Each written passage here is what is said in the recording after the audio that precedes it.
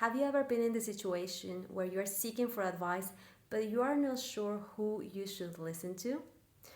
Whose advice is worth it, and whose advice should you ignore? Well, today I'm going to talk about that, making a distinction between leadership and manipulation. Both are forms of persuasion, but they differ fundamentally in their intention. So, we all have relationships in our lives with a lot of people, from your neighbor to your colleagues to your family members. Relationships are very important in any person's lives. It's actually one of the most important things in life. But sometimes, when we're seeking advice, when we're in a situation that we're not sure what to do, people start telling us what they think we should do. And it can happen that one person tells you one thing and another person tells you to do the opposite thing. So, how do you know who to listen to? Well, this is a question that comes up very often in my coaching sessions.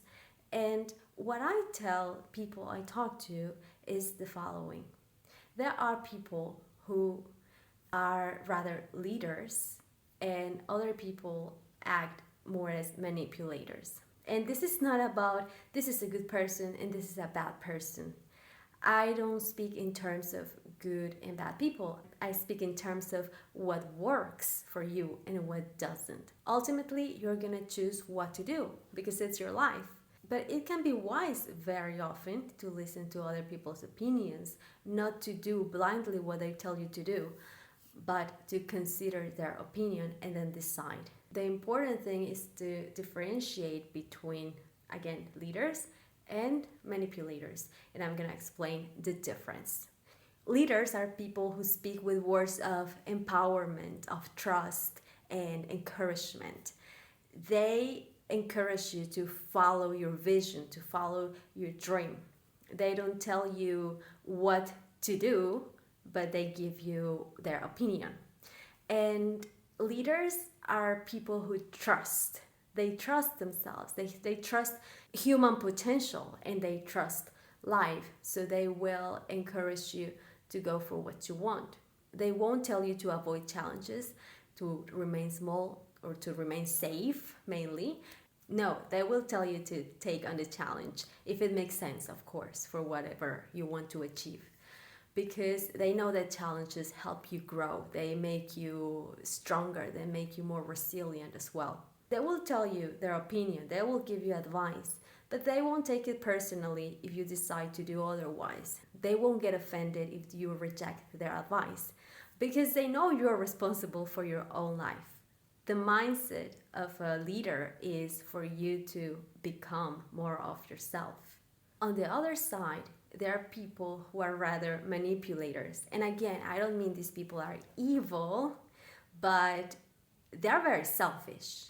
So when you speak with people who use manipulation as a form of persuasion, you're going to hear a lot of words that reflect fear or guilt, or regret. Since these people live with fear in their lives, with lack of trust. So you're going to hear phrases like, you'll regret it, or your life will be ruined if you don't do what I'm telling you. They also use worst case scenarios to persuade you to do what they think is the best or what they want you to do. Now, I'm going to give you a couple of examples to illustrate these two concepts, the concept of leadership and the concept of manipulation. And I'm going to give you very, very simple, relatable examples. I don't want to give you examples that are difficult to relate to, because really these two ways of communication and persuasion, they're there every day with every single person.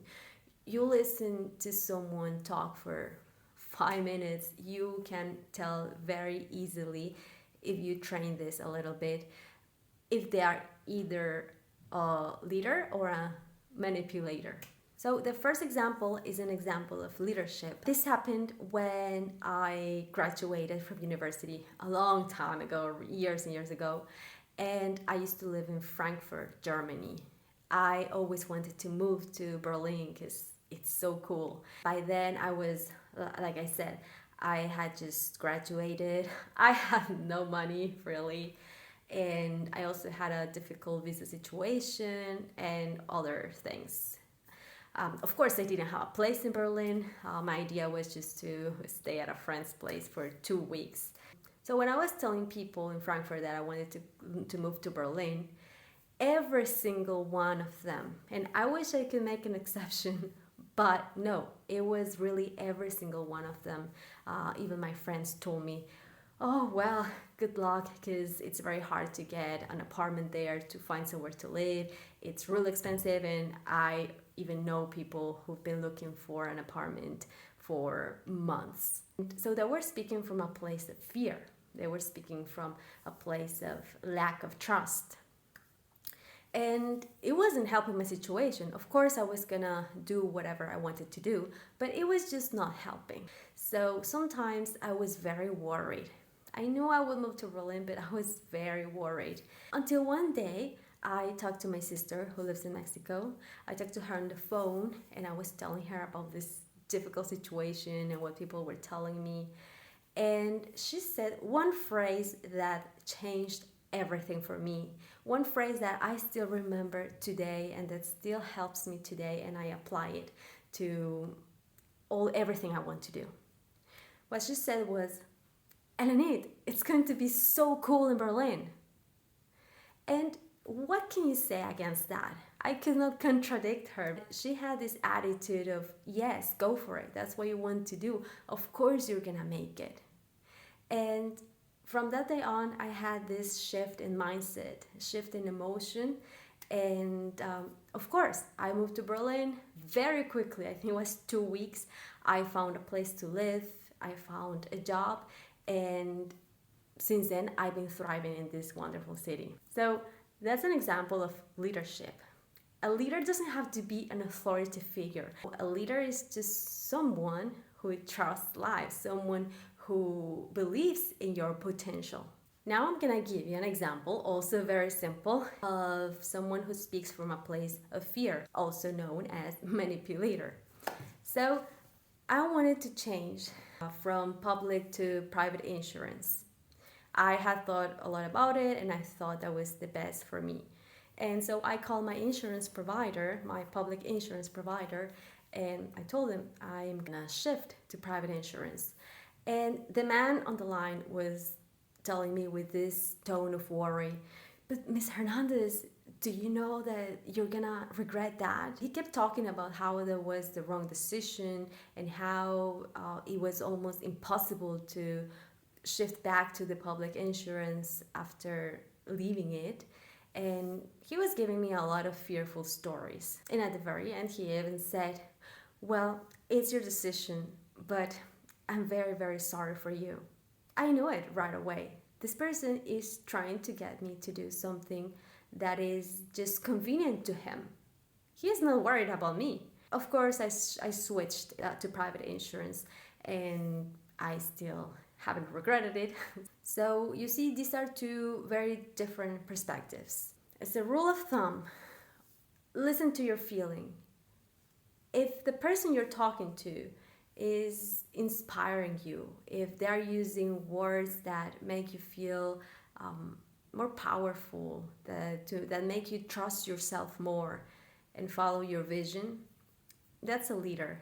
But if the person you're talking to uses words of fear, if you get a feeling of guilt or regret, if you leave the conversation feeling worse or feeling bad, feeling fearful, then you know you've been talking to a manipulator. Finally, I have a question for you. Who's a real leader in your life? See you next time.